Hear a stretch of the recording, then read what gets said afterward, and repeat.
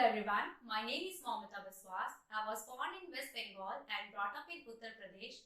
I have completed my graduation and post-graduation in zoology from West Bengal State University in the year 2020 and 2022 respectively. I have keen interest in mentoring and guiding students and have been doing so for last 1 year.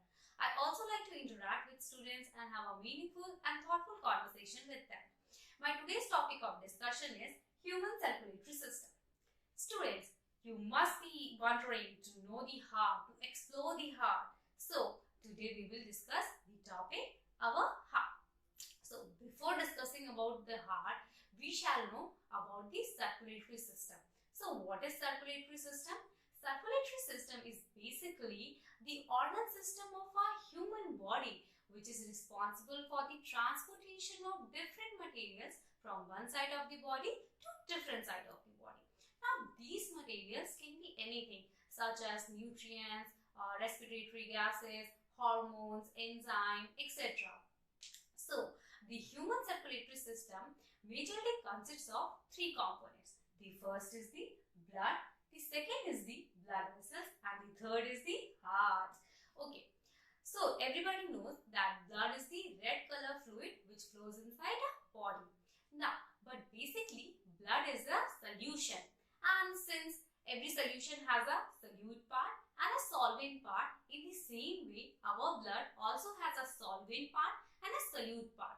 Solvent part of the blood is known as plasma, and the solute part of the blood is known as blood cells. So, plasma is basically the yellow color liquid in which all the blood cells are immersed. Apart from the blood cells, different materials such as glucose molecule, enzymes, different salts are also immersed in the plasma. Next, we will discuss the blood cells. The blood cells are of three types. The first is the red blood cells, which is also known as erythrocyte. The second is the white blood cell, which is also known as leukocytes. The third is the platelets, which is also known as thrombocyte.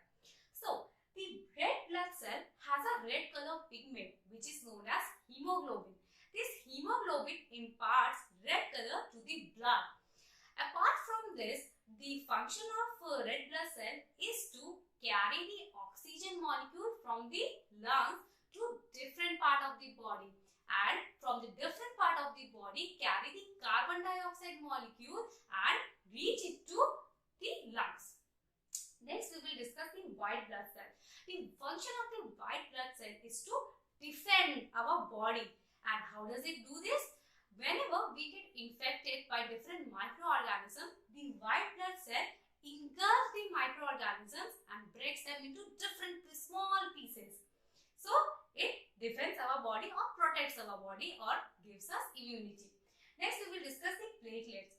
The basic function of platelet is to stop bleeding. And how does it do this? Whenever there is a cut, number of platelets comes at the site of the cut, and they release a special kind of enzyme which is known as thrombokinase.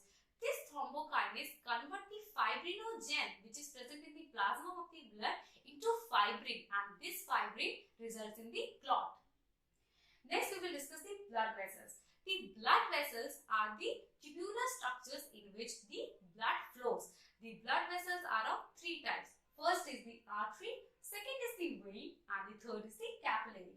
The artery are the blood vessels which carries the blood from the heart to different parts of the body, whereas the vein carries the blood from different parts of the body to the heart. Students, note that each and every cell of our body needs oxygen or the supply of blood, but the size of the artery and vein are not small enough to reach the cells. Therefore, the arteries and the veins are divided into subtubular or fine tubular structure which is known as capillaries. So, basically, the diffusion of different materials into the cell and the blood takes place in the capillaries. Next, we will discuss the heart. So, the heart is the organ which pumps the blood to every part of the body. Without the heart, the circulation of the blood is not possible. So, the human heart is made up of a special kind of muscle.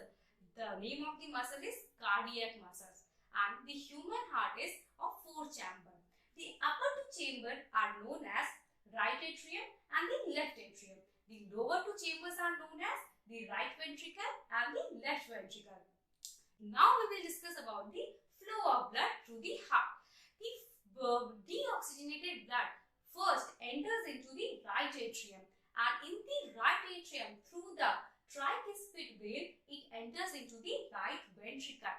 This right ventricle pumps the blood, and from here the deoxygenated blood is carried through the pulmonary artery and reaches the lungs. In the lungs, diffusion of gases takes place and the deoxygenated blood is converted into oxygenated blood.